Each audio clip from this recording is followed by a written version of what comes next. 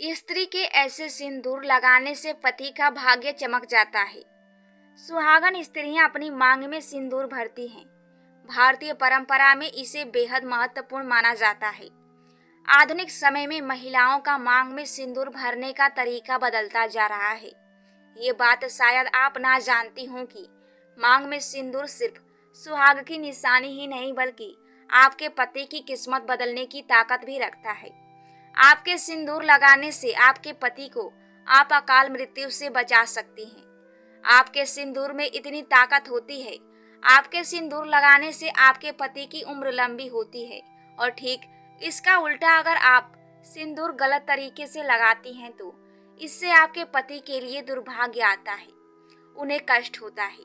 आपकी married life भी disturb हो सकती है। तो मांग भरने का सही तरीका क्या है जिससे आपके पति की किस्मत चमक जाएगी? लेकिन उससे पहले अगर आप भी चाहते हैं कि लक्ष्मी माता का आशीर्वाद आप पर बना रहे तो इस वीडियो को लाइक करें और चैनल को सब्सक्राइब करें और कमेंट बॉक्स में जय लक्ष्मी माता जरूर लिखें। तो चलिए दोस्तों जानते हैं। नंबर 1, जो पत्नी अपनी मांग के बीच की बजाय साइड में या किनारे में सिंदूर लगाती है, मान्यता है कि उसका पति भी उससे साइड हो जाता है या किनारा कर लेता है। उन दोनों के बीच हमेशा मतभेद बना रहता है। आपसी रिश्ते कभी अच्छे नहीं बनते। नंबर 2, कुछ सुहागनें मॉडर्न दिखने के लिए अपने बालों के बीच में सिंदूर छिपा लेती हैं। ऐसी औरतों के पति भी समाज में छिप जाते हैं। उनके पति का घर परिवार और समाज में सम्मान नहीं होता। इनके रिश्ते पर भी दबाव बना रहता है। नंबर 3, अगर पत्नी अपनी मांग के बीचों बीच सिंदूर लगाती है तो उसके पति की कभी अकाल मृत्यु नहीं हो सकती। पति को लंबी उम्र मिलती है। ऐसी पत्नी जब पूजा करती है तो उसका फल उसके पति को मिलता है। पति की किस्मत बदलने में ज्यादा समय नहीं लगता। नंबर 4, हिंदू सुहागिनों को सिंदूर को लेकर विशेष ध्यान रखना चाहिए। मान्यताओं के अनुसार यदि पत्नी के मांग के बीचों बीच सिंदूर लगा हुआ है तो उसके पति की अकाल मृत्यु नहीं हो सकती।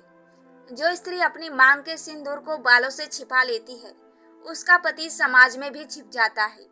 जो स्त्री बीच मांग में सिंदूर न लगाकर किनारे लगाती है, ऐसी स्थिति में महिला का पति भी उससे किनारा कर लेता है। यदि स्त्री ने बीच मांग में सिंदूर भरा है तो उसके पति की आयु लंबी होती है।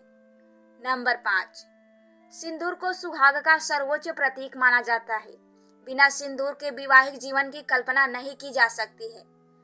सिंदूर बिंदी का प्रयोग करने से सौभाग्य बना रहता है तथा पति पत्नी के बीच प्रेम संबंध बढ़ता है। वैज्ञानिक नियमों के अनुसार सिंदूर मस्तक के बीचों बीच लगाने से शरीर की विद्युत ऊर्जा नियंत्रित होती है। साथ ही महिलाओं के धैर्य में वृद्धि होती है। अगर कुंडली में मंगल कमजोर हो तो सिंदूर और अगर सूर्य कमजोर हो तो कुमकुम लगाना अच्छा होता है। सिंदूर और बिंदी हमेशा स्नान के बाद लगानी चाहिए और पहले माँ गौरी को समर्पित करना चाहिए। प्रयास करना चाहिए कि शुद्ध सिंदूर या अच्छी बिंदी ही लगाई जाए, न कि रसायन से बना हुआ कोई पदार्थ।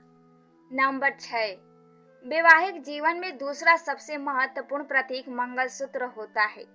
यह काली मोतियों का बना होता है जिसको कि पीले धागे में पिरोया जाता है। पीला रंग बृहस्पति का प्रतीक है जिससे वैवाहिक जीवन सुखमय होता है और काली मोतियां नकारात्मक ऊर्जा से विवाहिता की रक्षा करते हैं। अगर मंगलसूत्र में सोने अथवा पीतल का लॉकेट लगा हुआ हो तो महिलाओं का स्वास्थ्य उत्तम होता है और उन्हें धन का अभाव कभी नहीं होता। मंगलसूत्र में चौकोर लॉकेट लगा होने से बृहस्पति मजबूत होता है तथा पति पत्नी के बीच प्रेम संबंध मजबूत होता है। मंगलसूत्र को बार बार उतारना नहीं चाहिए क्योंकि ऐसा करने से उसकी ऊर्जा नष्ट होगी और उसका लाभ प्राप्त नहीं हो पाएगा। नंबर 7, शरीर में कफ, वात और पित्त को नियंत्रित करने के लिए महिलाएं सुहाग के इस प्रतीक का प्रयोग करती हैं। कांच की चूड़ियां सर्वोत्तम होती हैं। इसके साथ सोने अथवा चांदी की चूड़ियां पहनी जा सकती हैं। चूड़ियों को कभी मंगलवार या शनिवार को न खरीदें। साथ ही पहनने से पहले माँ गौरी को अर्पित करें। काले रंग की चूड़ियों से परहेज करना चाहिए। उस व्यक्ति को चूड़ियां उपहार में न दे जिससे आपका प्रेम संबंध न हो। चूड़ियों में अगर सफेद रंग के नग लगे हों तो इससे शुक्र मजबूत होगा और बिना बात के झगड़े नहीं होंगे। नंबर 8, पायल को संपूर्ण रूप से सौभाग्य का प्रतीक नहीं माना जाता है, फिर भी यह महिलाओं का अत्यंत प्रिय आभूषण है। पायल को पैरों में धारण करते हैं ताकि शरीर में अतिरिक्त चर्बी इकट्ठा न हो और रक्त का प्रवाह ठीक बना रहे। पायल हालांकि चांदी की सर्वश्रेष्ठ होती हैं, परंतु कुछ महिलाएं सोने की पायल भी पहनती हैं। पायल में घुंघरू लगे होने चाहिए ताकि उसकी आवाज घर में आती रहे। ऐसा करने से बुध मजबूत होगा और घर में कलेश नहीं होगा। मान्यताओं के अनुसार सोने की पायल धारण नहीं करना चाहिए। ऐसा करना शुभ नहीं माना जाता है। नंबर 9, बिछिया सौभाग्य की बड़ी महत्वपूर्ण चीज मानी जाती है। हर सौभाग्यवती स्त्री को बिछिया जरूर धारण करना चाहिए। बिछिया धारण करने से महिलाओं की भावनाएं संतुलित और नियंत्रित रहती हैं। अगर बिछिया थोड़ी मोटी बनी हुई हो और चांदी की हो तो इसका लाभ ज्यादा मिलता है।